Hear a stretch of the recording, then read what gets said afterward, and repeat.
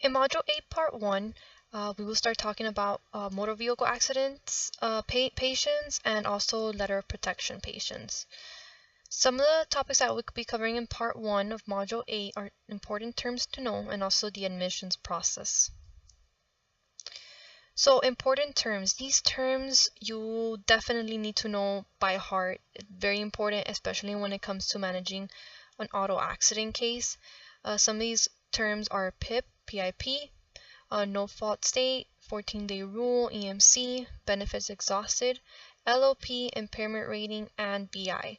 So it's a lot of terms and there's way more terms that you're going to have to learn, but these are the main ones that you're going to be using a lot, especially if you're the manager.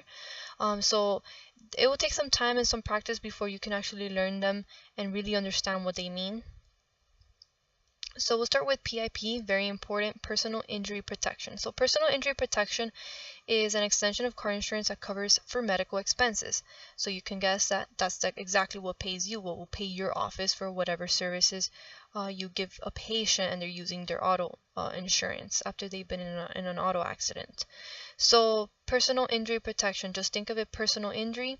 If right now you get into an accident and you need to seek medical service, medical attention, you will be using the PIP part of your car insurance to cover for medical expenses. Now, PIP is not something that's required by every single state.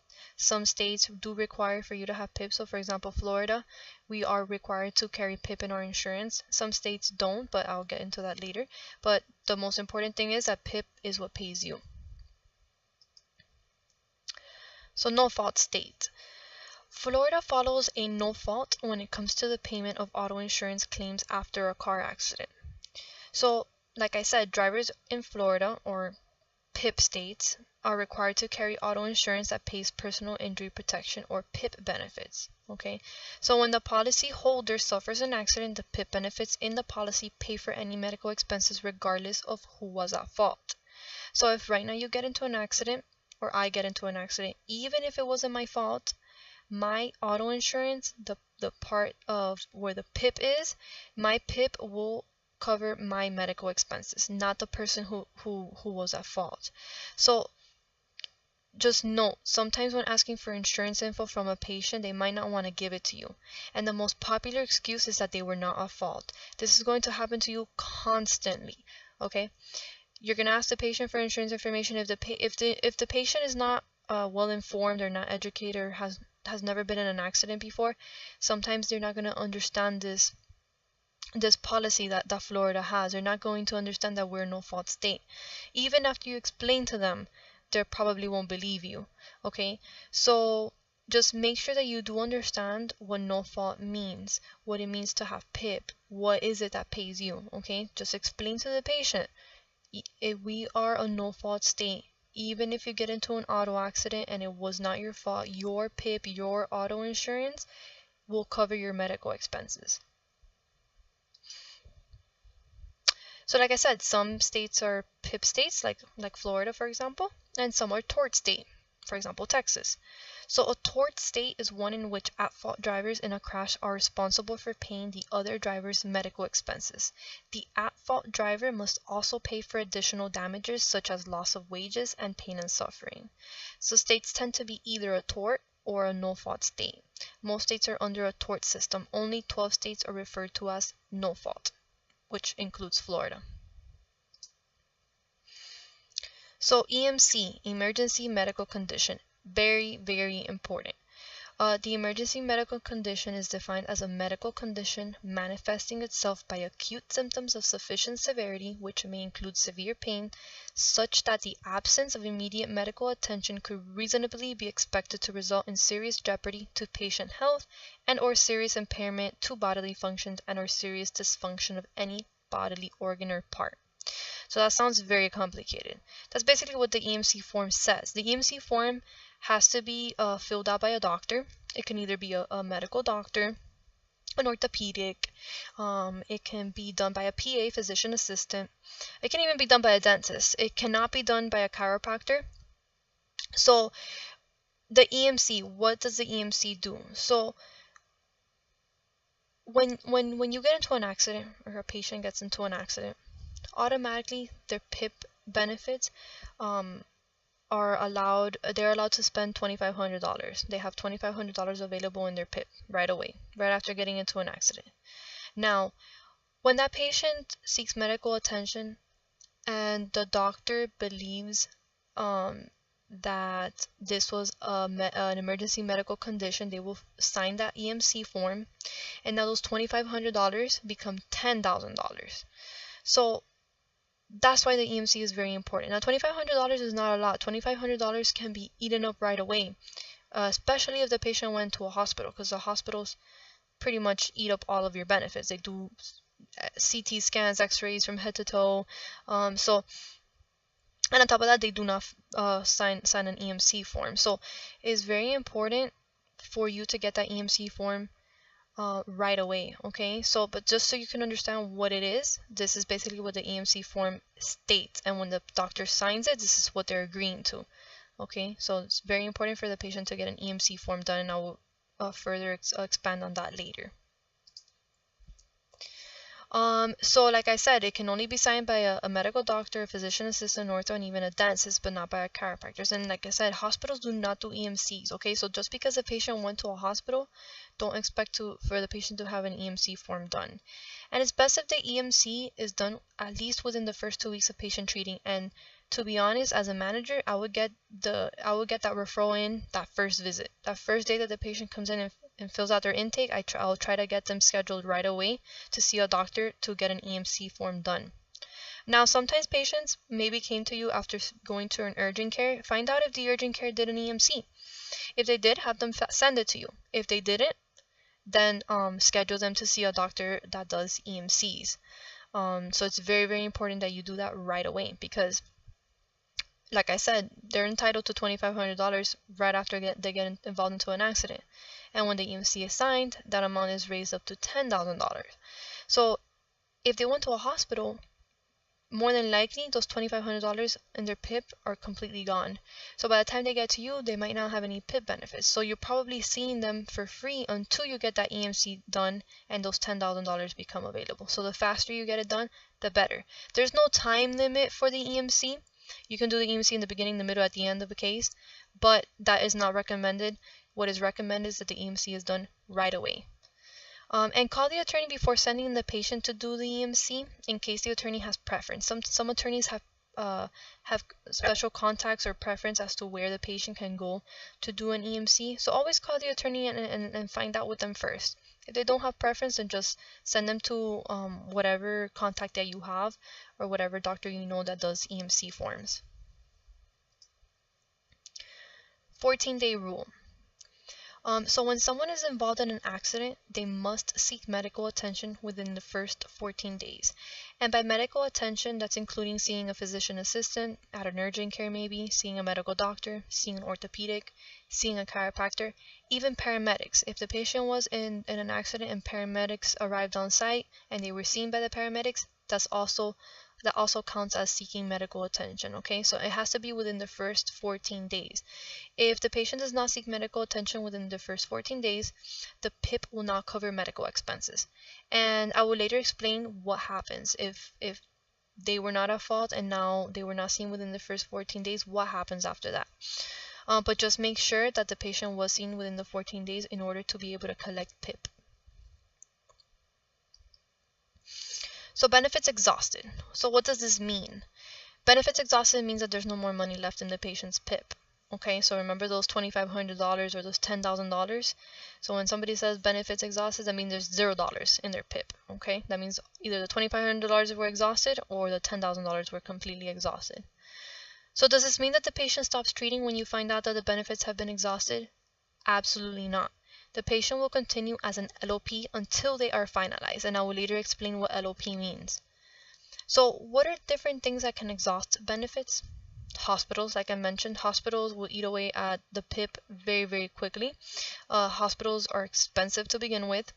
When patients go, they basically do CT scans from head to toe, x-rays from head to toe, and they basically just exhaust most of the benefits that first time that the patient goes in.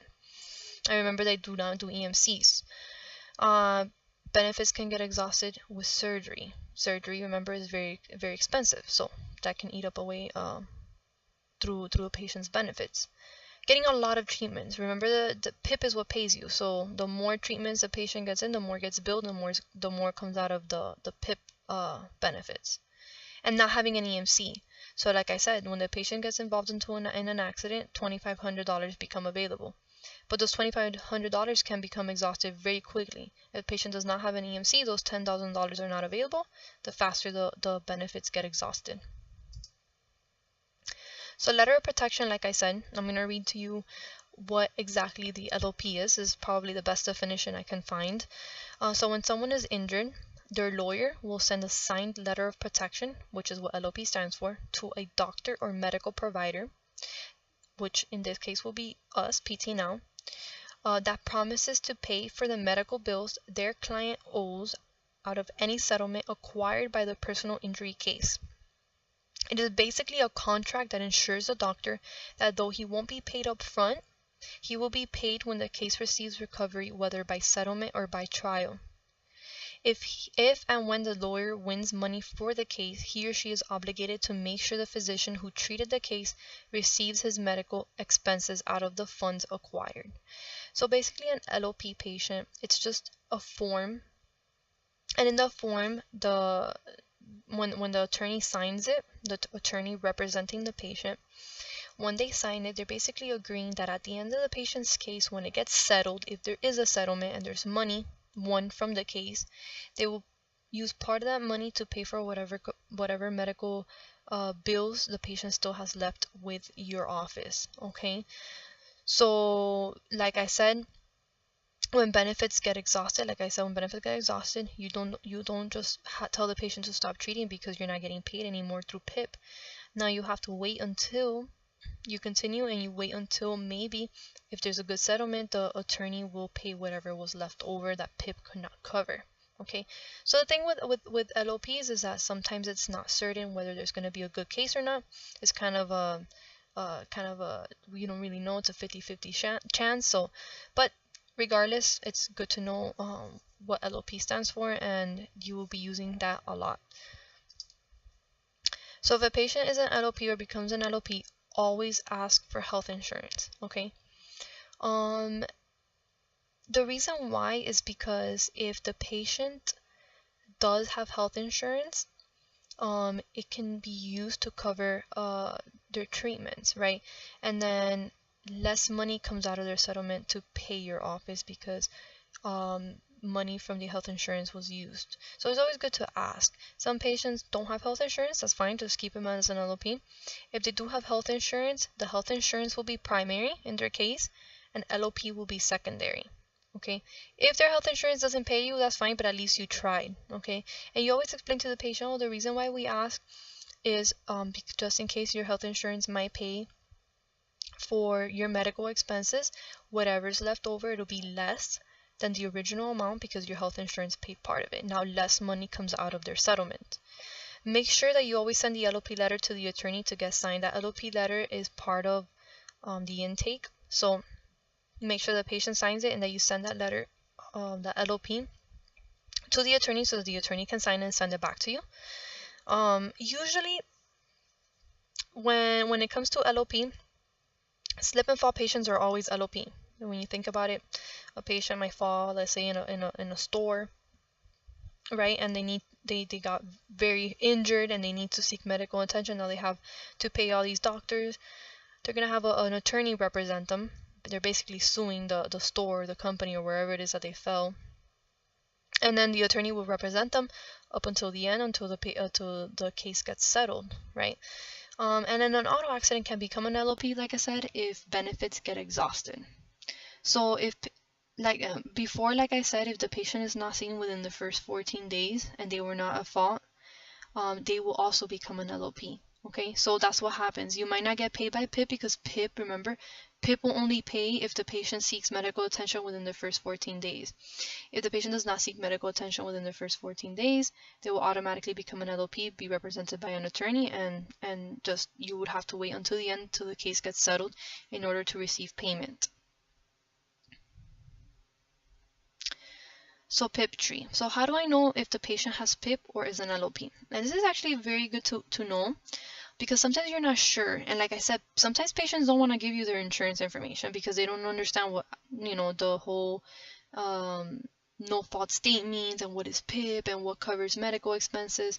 So it's good to know what insurance you're going to be using and if there is PIP or if it's really an LOP.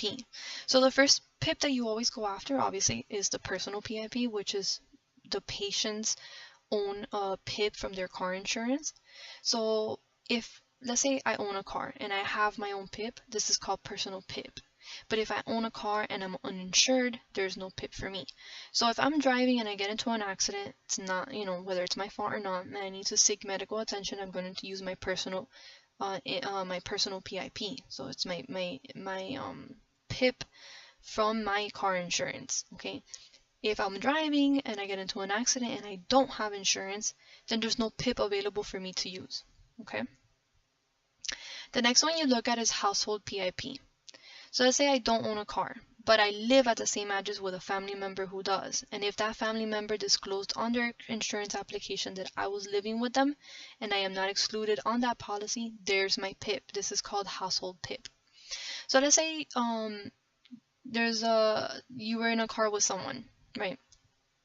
Maybe you don't drive yet. Or you do drive, but you don't have your own car. You don't have your own car, so that means you don't have your own car insurance. But let's say your mom has you in their insurance and you live with your mom, right? You can't use personal because you don't have your own PIP, because you don't have your own car insurance. But your mom does have you in her policy so that you're able to drive and use her car. Then you're gonna use your mom's PIP. Okay, the person that you live with, whoever you live with, if they're your spouse, your mom, your dad, your grandma, your grandpa, if you live with them, you do not have your own car and you do not have your own insurance, but you live with someone that does have insurance and that has you in their policy, you're going to use their PIP. The next one is passenger PIP. If you do not own a car and you live alone or there's no household PIP available to you, you must look to the vehicle you were traveling in for PIP. We'll call this passenger PIP.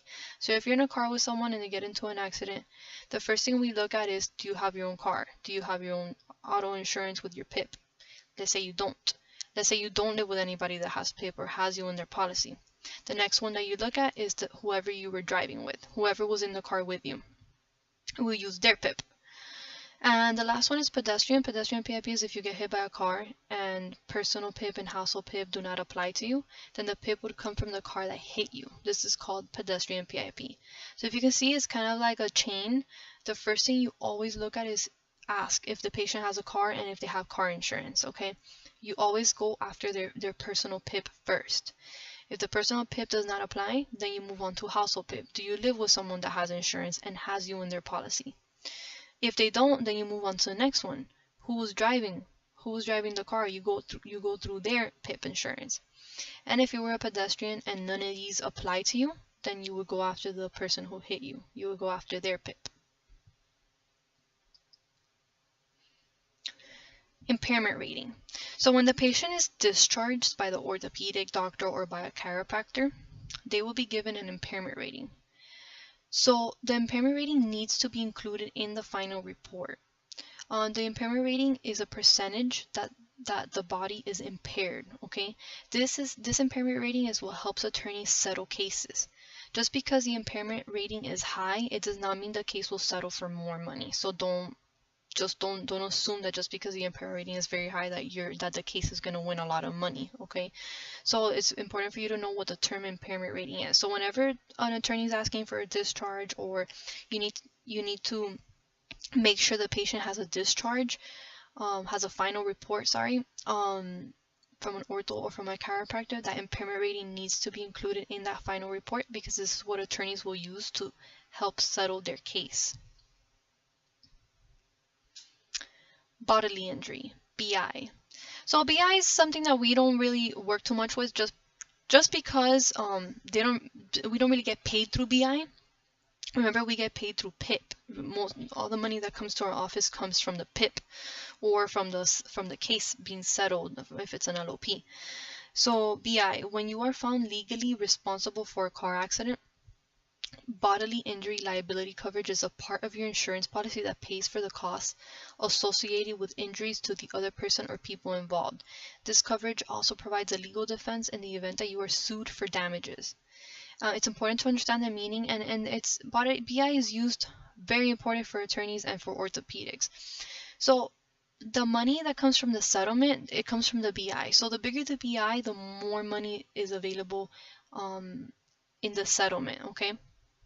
So that's why it's very important for attorneys to know and very important for orthopedics to know, because orthopedics use this BI amount to determine whether the patient can do injections and can do surgery, okay? Because the bigger the BI, the more money there is involved. So I always like to give the example, if you're gonna get hit by anybody, get hit by like a big company, FedEx or something like that, because that means their BI is going to be very high, okay? But we don't really need to know this just because we don't really get paid out of that BI. And this is something that's discussed between attorneys and their clients, okay? We're not responsible to tell the patient that they have a really high BI, $1 million BI. It's not very ethical, okay? So this is something that's kept between attorneys and patients, but it's important for you to know because orthopedics will use it a lot as well. So the admissions process. So when you receive a new motor vehicle accident patient, you should always ask, has the patient been seen by a doctor since the accident? Because you want to know how to go about what to schedule the patient for, when to see the patient, what is it that you have to do that first visit. So the first thing I like to always ask when someone's referring a patient to me or a patient is calling me to schedule for physical therapy, I always like to ask, have you been seen by a doctor since the accident? Or I'll ask the attorney if the attorney is calling me, has the patient been seen by a doctor? Because if they haven't, I want to make sure that patient is scheduled with a doctor first before they come see me or they come see the therapist. Always ask, does the patient have a prescription for PT? If the patient doesn't have a prescription for PT, that means they need to go see a doctor. You want to ask, when was the accident? You want to see if they're seeking medical attention within the first 14 days. How much time do you have left? Does the patient have an EMC? Very important, because you want to know, do I have to get that patient scheduled to get an EMC done?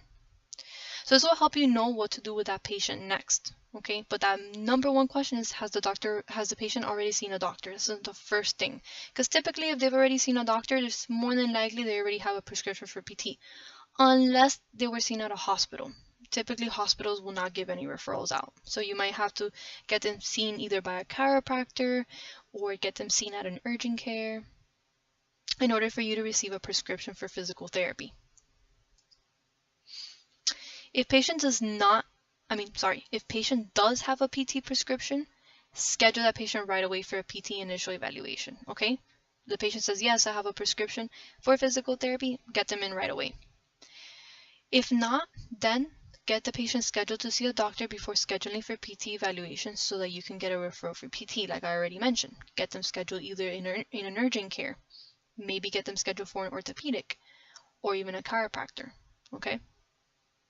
That way those doctors can see the patient and they can give you a referral for PT. Now with the urgent cares, make sure that if and when you send the patient to an urgent care, that they are familiar with PIP cases and that they do not bill for expensive DME products. So some of these urgent cares, they like to take advantage of the patient's PIP benefits, okay? So they're not keeping in mind that this patient might be represented by an attorney, and it's important to keep those bills as low as possible. So you send them to the urgent care, they'll be seen by a doctor there, and then the doctor prescribes a bunch of medication and a bunch of expensive DME products that they might not really need or that are unnecessary. So you want to make sure that whatever urgent care you do work with, that they do have knowledge and they understand what it takes to manage a PIP case.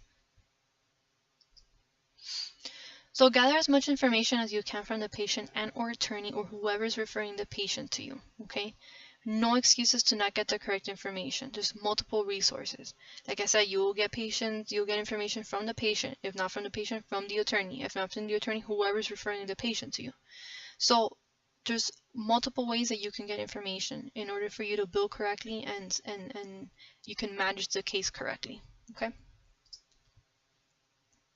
So some important information that you will need. Definitely need a PT prescription, like I said in the beginning.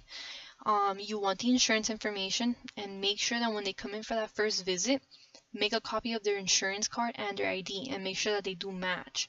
And with auto accident cases, you will be using policy numbers and claim numbers. Like I mentioned before, remember with commercial insurances, healthcare insurances, you'll be dealing with member ID numbers and group numbers. With workers' comp, it'll be a claim number. And with auto accidents, it's a policy number and claim number. So if you want to remember claim, just think of accident equals claim number. So like workers' comp, it's an accident at work, they have to file a claim. Same thing with auto accidents, they need to file a claim. So they'll have a policy number, which is found on the front of their insurance card. And then the claim number is when it's the number that represents their case for the accident. You want to know the date of the accident. If there's a police report, make a copy of it. You want any previous medical records, if they went to a hospital, if they went to any urgent care, so you wanna be able to have access to those medical records. You want the EMC letter if it's already done. If not, make sure you schedule the patient to get one done. And you definitely want the attorney information. That's very, very important. And that's the end of part 1.